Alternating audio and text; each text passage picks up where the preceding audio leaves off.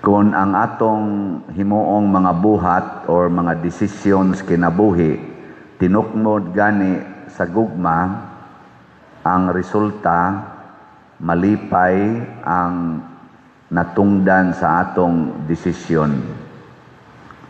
Linyay mong tupad na pilay imong gilipay gahapon. Na pila kabuk imong gilipay gahapon. Mga asawa, sa inyong mga desisyon gahapon, nalipay ba inyong bana? Ay. Kamong mga bana, sa inyong gipanghimong desisyon gahapon, nalipay ba ang inyong asawa? Ang mga ginikanan sa inyong gihimong desisyon gahapon lang, kay mahinumduman magina, nalipay ang inyong mga anak.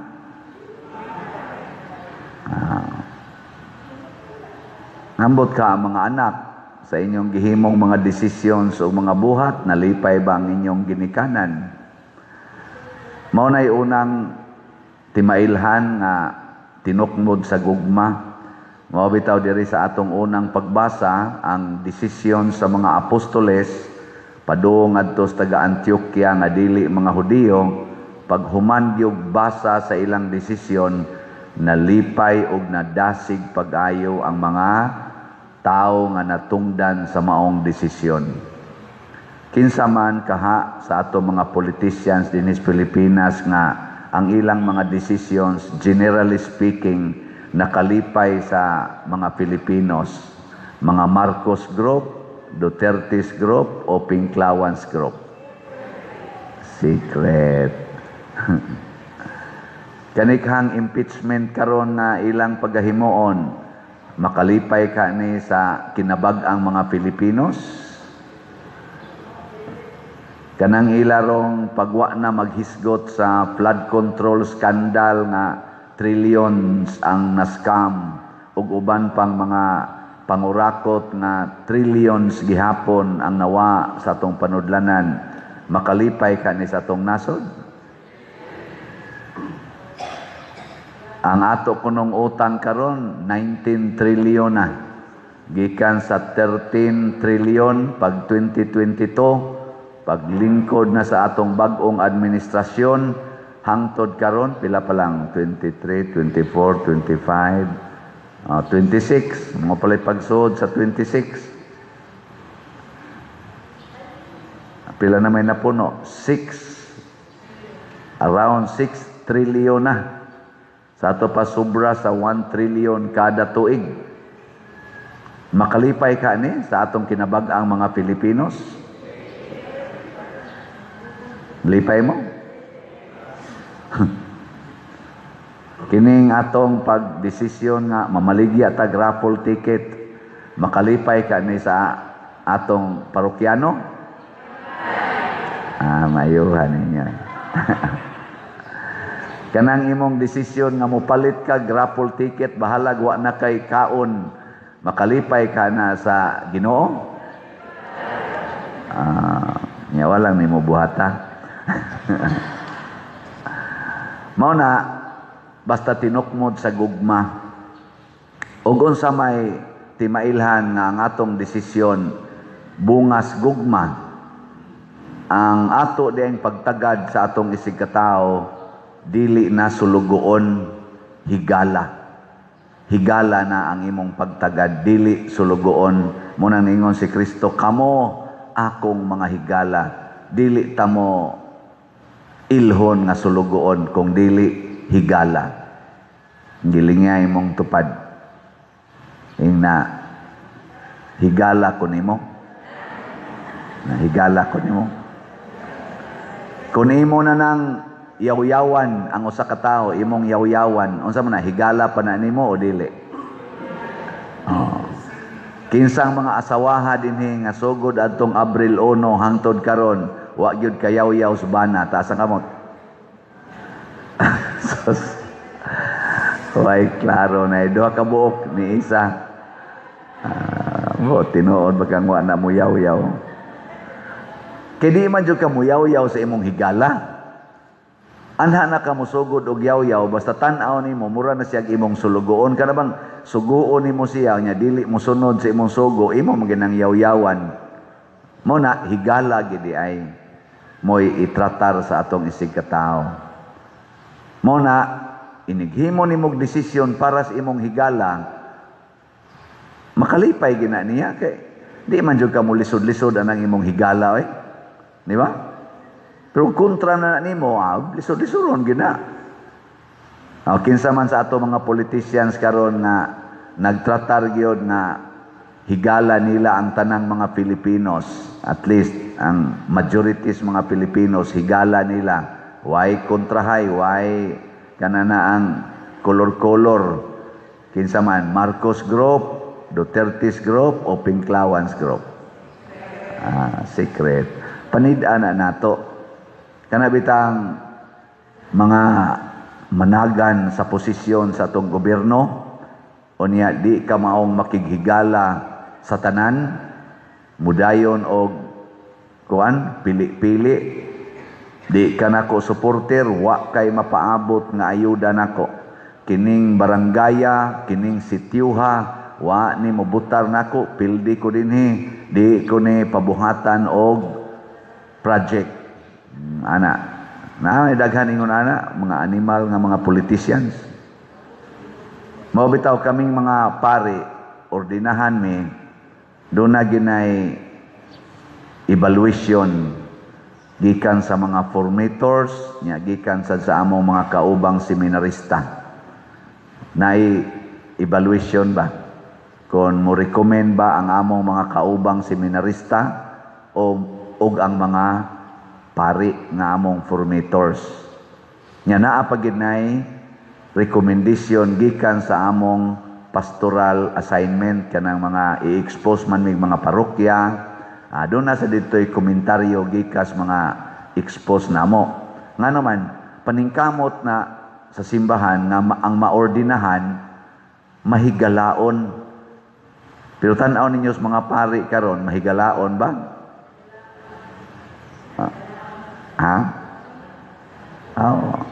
Man mo mutingog, pasabot, way klaro. Di na lang tamo atog layo. Kanilang mga pari din his Compostela karong na-assign karon ba, nga buhi pa. Kung sa may tan-aw ninyo na manggihagalaon o makontrahon. Ayaw pag-ingong secret ha. Unya, sa may timaan nga ikaw nagtagad ni anang maong tao isip imong higala, matod pa ni Kristo, andam gyud kang magpakamatay para niya. Mauna na ang tinuod nga higala, andam magpakamatay para sa iyang higala. Ngilingian na sa dimong tupad. Ingna andam kang magpakamatay para ni Father. Ingna andam kang magpakamatay para Father Siano. Maingon ka bahala kag kamatay dia Father Siano ha kay. Aw mga matay manggid ta. Karon gani napamantay gihaya nga pari akong paisano. Murag sa akong kwinta-kwinta ikaduha na namong pari sa Parokyas Guadalupe. Ang una namong pari si Father Enrico, Father Dikong Gabutan. Sa ako lang ning na hinumduman ha, niya ang sunod dayon si Father Orly Ruiz, mao na rong gihaya. Yes, Father Dikong dugay na sad nga ni Panaw. Niya ang gasunod anak niya murag si Father Glenn Guanson, basig siya na say sunod no. Ayaw sa tingali. Niya ang gasunod ni Father Glenn Guanson na religious, Father Ulrich Gakayan, napatoy Alvin Quijada ba to, religious. Nya dayon ako. At least napa silang tulo mag-una na nako nya. Ako ikaupat. Pero wasay siguro mo overtake sa kono. Kanang dili ta mamatay tungod kay nasakit or na bangga. Kana gyong buhi pa ta pero andam natang magpakamatay para sa atong higala. Ug unsa man ang mga buhata, kanang imog yung kalimtan ang imong kaugalingon aron hatagan nimog pagtagad o pag-alagad ang imong isig katao. Ayaw na pagsighuna-huna na imong kaugalingon. Munag moingon ko, kanindot untag wa nay magparking diha sa atong daan kaning atubangan simbahan. Wa nay ni parking diha. Analay gamay parking sa unahan sa atong RHO. Para na emergency. Ato lang nang tanawon pero wa na diha, patay gina sila. Nya ang atong mga vendors o atong gihangyo nga di na mo dias karsada maninda. Nanasad sila nga ri sa Daplin. Mga buutan kay na sila diha. Pwede na sila mga matay. Nya hangyo sad ko nga kita unta sa atong mga kasilinganan di ta mamarking anang karsada, public road or gamitonon sa inyong subdivisions nga karsada kay naanya mga emergency. Maglisod ang inyong bombero o ambulance kay atbang-atbang ng parking bisan ganig e-bike di na kasud, di na magkasugat. Ambot lang kag nisunod baka na mga uban diha. Nisunod wa mo na dili pa na sila higala.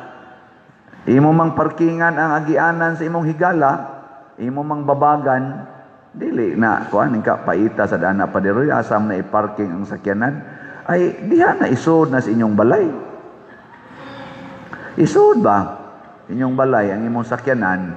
Mao bita na nga maghimo ganig design sa balay diha sa subdivisions, apil gyud na ang parking space. Basta maghimog balay dili na ma-approve sa ubo og why parking space. Nya nganong di man anyo isod sa inyong balay labi na kanang naa subdivision. Og wa sad mo subdivision palit-palit man mog sakyanan, pagpanpan mo anang kilid sa inyong balay. Ana di isod aron dili mahasol ang imong silingan. Ana ba? Unya wa gyud kay kaparkingan, di ibaligya imong sakyanan aron ipalit og parkingan. Ana pagpakamatay ayaw pagsighuna-huna sa imong kaugalingon. Mabita na nga naipipila nato na malit og raffle ticket. Moingon dayon pader, budget ba yana sa akong birthday, di lang ko mag-celebrate kay akong ipalit og raffle ticket. Nindota no. Dihagi usa pader, katulo ba ako mag-dialysis kada semana? Duha na lang ka-dialysis ako usa kay ang usang budget ako ipalit og ticket nako patay. Sinan ka? Napayuban mo ingon mga katao mo tinuod baka na napayuban mo ingon nga para na budget nako sa maintenance pader wa na ko gipalit wala sa kun inom sa kong maintenance nako patay. Palit nila raffle ticket. Sa una palit og slot. Ambot og tinuod, congratulations. Kaya nakihigala gid ay ka. Sige, linyay mong tupad. Ingna, magpakamatay ta. Ingna ba? Ingna magpakamatay ta. Nindot kay na ang asawa magpakamatay para sa bana, ang bana magpakamatay para sa asawa, ang mga anak magpakamatay para sa ginikanan, ang ginikanan magpakamatay para sa mga anak. Pagkaninduta po yan. Nya kamo sa mga parishioners magpakamatay para sa pari, pinaagis pagpamalit anang mga raffle ticket. No? Nya kamo ang pari, ang sakay pari. Magpakamatay sad para maatiman gining parokya. Ang ato din mga workers. Kami, apil na ko, 5 days na lang among allowance kay kuwang ng atong kolekta. Sige tag ka negative. Hindi abiyatay ongoing construction niya mo. Kuha ba yan nagdagko kayong sige tag bayad. Mo na, negative na ta. Amo na lang gi 5 days. Niya amo nang gitangtang. Naamon tatoy snacks. Wa na snacks. Nya naasad tay gihatag nga overtime sa atong pipila ka mga workers kanang mag-spend hangtod gabi na kayo labi na mga drivers atong mga secretaries diha gabi na kay mga human Giwagtang tanang overtime para lang gina sa parokya. Wa mo malipay. Mga 40 size ni kabuk atong staff din inside ug outside. 5 na lang kaadlaw ang among allowance, wa nay snacks, unya wa nay overtime. Ako silang giingnan trabaho. Nya ako sad ang ako sang stipend i-divide sad into 7, nya 5 ray akong kwaon, ang 2 shares ibalik yapos parokya. Haron tabla mi. Ana. Ngano man? Pakamatay ta. Na. Pakamatay yun. Nya kisa may mubuhi na to. Ang tag-iyas kinabuhi nga mao ang Ginoo. Muna hangyo ko ninyo, pakamatay san mo ginagmay, usa lang ka raffle ticket palita kada semana, 200 pesos. No? Palit lang mo. Nya unsaon to pagpalit og raffle ticket? Una, dinhi sa atong simbahan, ni ay namaligya dinhi, dihas gawas og sa opisina. Ikaduha, sa atong online na atay bank accounts, GCash accounts, na patay kwarta padala. Kining niya sa atong screen nga mga kuan, ngalan, maoy inyong subayon og mga accounts, ay lang mo gamit og lain para di masaag ang inyong palit. Nya naa say gasuroy-suroy karon nga atong trusted persons, nagdag mga stub sa ticket, mamaligya, paliti. Pero siguro alang usa nga kasaligan gid ang naong nga murabag connected sa simbahan. Di gani kasaligan, ay na lang sa tuga-tuga. Ing naadto na lang ko simbahan. Ana, nya mamaligya sad mo. Pakamatay gyud, hago ba? Hago. Unsa may resulta kung atong himuon kining pagpakamatay? Mahuman ang atong bell tower, mahuman ang atong adoration chapel, nya mahuman ang atong bag-ong CR, masulbad kanarong dihang mga hazard sa atong buta pumero, ato na nang himuong walk of apostles, aron dili na ta mahulgan anang murag nagbitay-bitay diha nga mga kuan, sin og puthaw. Unya mailisan pa gid ning ato mga gubaong lingkuranan sa bag-o natong design nga lingkuranan. Ndot ano? Kana kung magpakamatay mo. Pero magsigi lang gid mo ingon, ngigano, kansiko. Kamo gyud unang mga matay. Muna ang atong nasod karon ug ang kalibutan in general nagtudlo gyud sa pagsiguro sa kaugalingon. Munang gubot kay ta, gubat left and right. Hala, away left and right. Daghan kaayong problema left and right tungod kay isig na lag siguruhay. Wa nay gustong magpakamatay. Pero si Jesus, ang mga apostoles, ang ato mga santos, nagpakita gyud nga sa ilang pagpakamatay, naghatag sila kaluwasan sa tibuok kalibutan. Last na lang lingi, ing na imong tupad, ing na luwason tika.